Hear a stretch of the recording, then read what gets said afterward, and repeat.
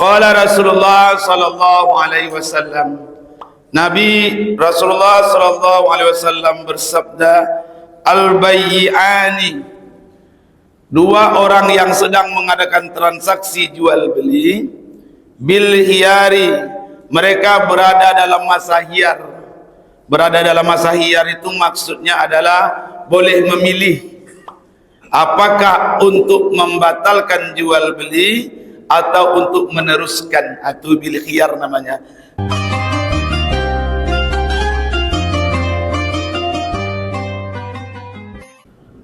Assalamualaikum warahmatullahi wabarakatuh. Alhamdulillah wa syukrulillah, wassalatu wassalamu ala rasulillah Muhammadin ibni Abdullah wa ala alihi wa sahbihi wa mawalah. Qala Allah Ta'ala fil Qur'anil Karim, a'udzu billahi minasy syaithanir rajim, bismillahirrahmanirrahim, qul huwallahu ahad, Allahus samad, lam yalid wa lam yulad wa lam yakul lahu kufuwan ahad. Jamaah zuhur yang dirahmati Allah, masih melanjutkan kitab yang sama, yaitu kitab Riyadhus Shalihin, dan babnya saat ini adalah bab as-sidq, kebenaran atau kejujuran, hadis pada nomor 6. Bab kejujuran ini hanya 6 hadis.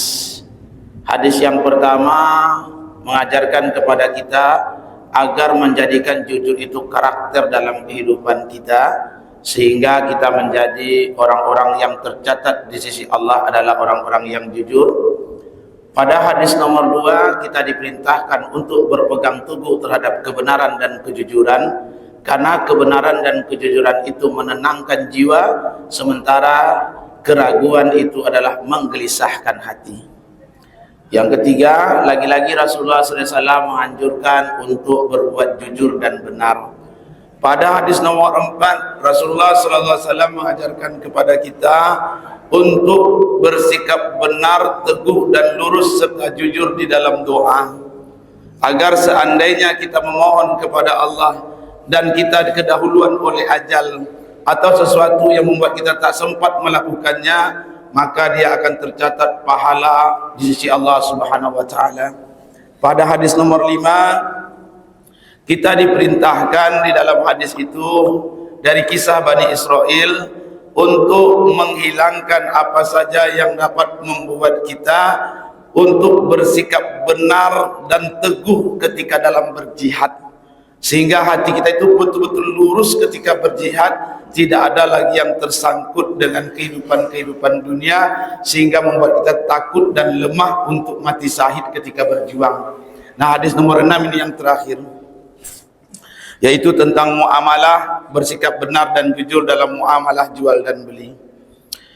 Hadis ini bersumber dari Abi Khalid Hakim Ibni Hizam radhiyallahu anhu. Beliau adalah orang yang masuk Islam pada tahun penaklukan kota Mekah, dan ayahnya Abi Khalid ini termasuk pembesar Quraisy jahiliyatan wa islaman, baik pada masa jahiliyah ataupun setelah dia masuk Islam. Nanti kita baca biografinya.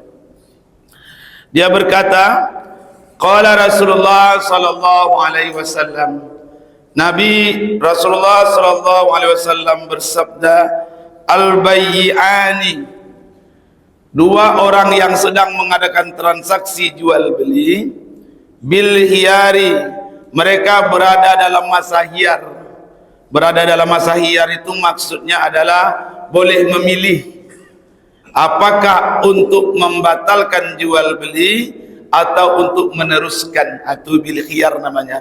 Jadi orang yang transaksi jual dan beli antara penjual dan pembeli itu mempunyai pilihan, atau dikatakan juga dalam fikih hiyar majlis, untuk melanjutkan atau membatalkan jual belinya malam yatafarraqa, selama mereka belum berpisah.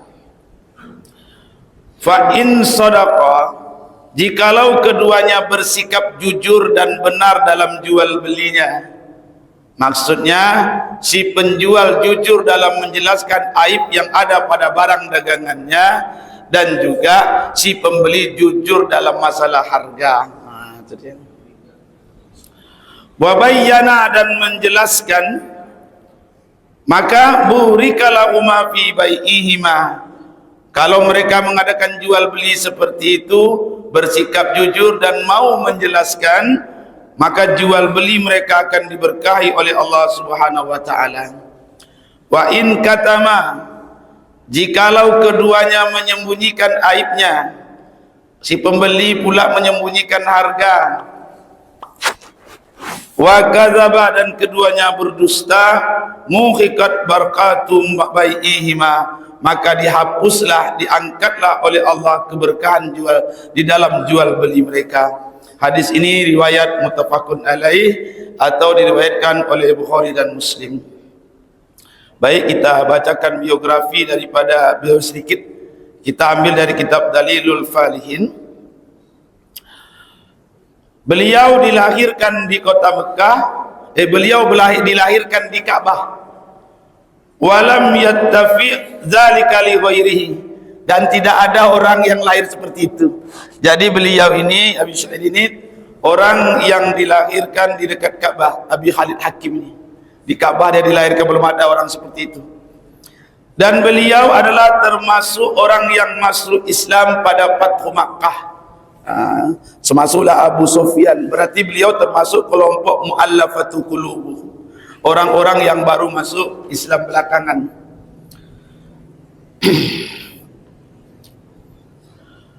Wa kana min asrafi Quraisyin wa wujuhiha, dan dia termasuk tokoh-tokoh dari Quraisy dan orang yang dijadikan, dikedepankan di tengah-tengah orang Quraisy fil jahiliyati wal Islam, baik pada masa jahiliyah sampai dia masuk Islam. Dia orang terpandang ini.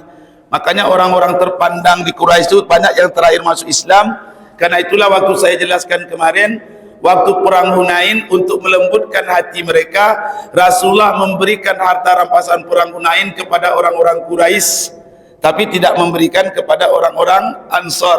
Sampai ada orang yang berkata Rasulullah tidak berlaku adil. Disitulah cikal bakal munculnya Khawarij. Lihat videonya ke belakang lagi. Apa nama video kita, Pak? Nama channel kita Mencari Teman, ya. Cari teman, cari video saya masih ada di ke belakang. Kenapa Rasulullah mendahulukan harta rampasan Hunain kepada orang-orang Quraisy yang baru masuk Islam? Ini kan nampak sejarahnya kan. Bukan Rasulullah itu ada kepentingan pribadi, bukan karena orang kampungnya, bukan, tetapi mereka termasuk mu'allafatu qulubuhum, ya. Orang yang masih lunak hatinya.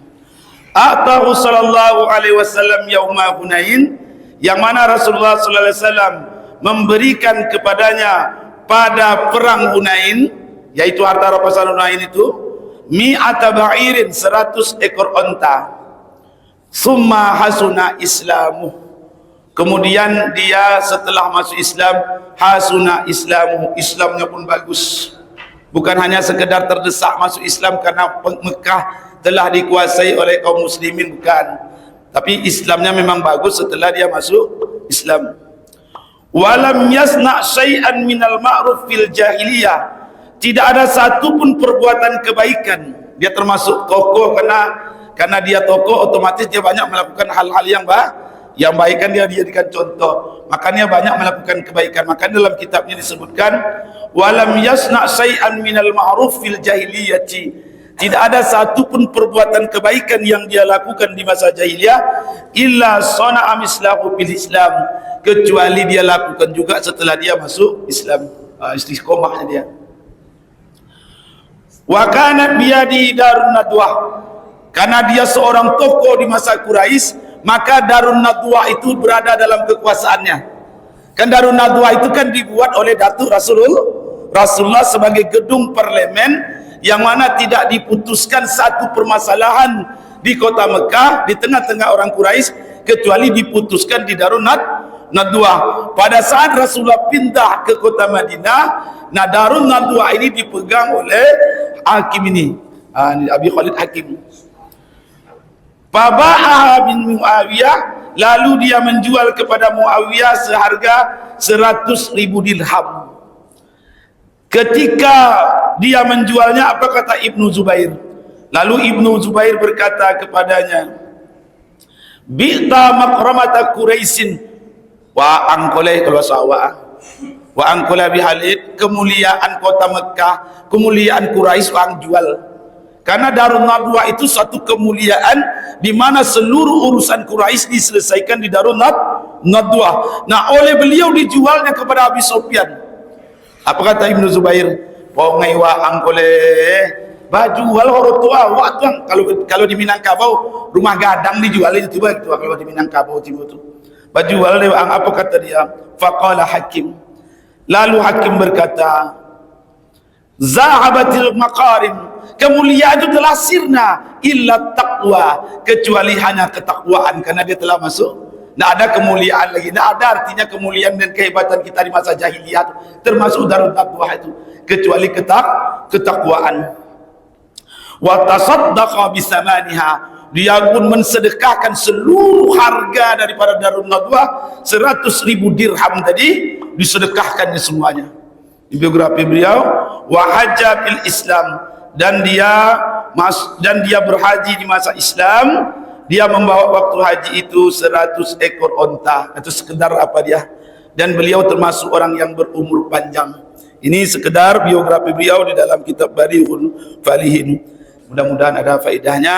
Kita lanjutkan pertemuan berikutnya. Subhanakallah wa bihamdika, asyhadu an la ilaha illa anta astaghfiruka wa atubu ilaik. Allah a'lamu bissawab. Assalamualaikum warahmatullahi wabarakatuh.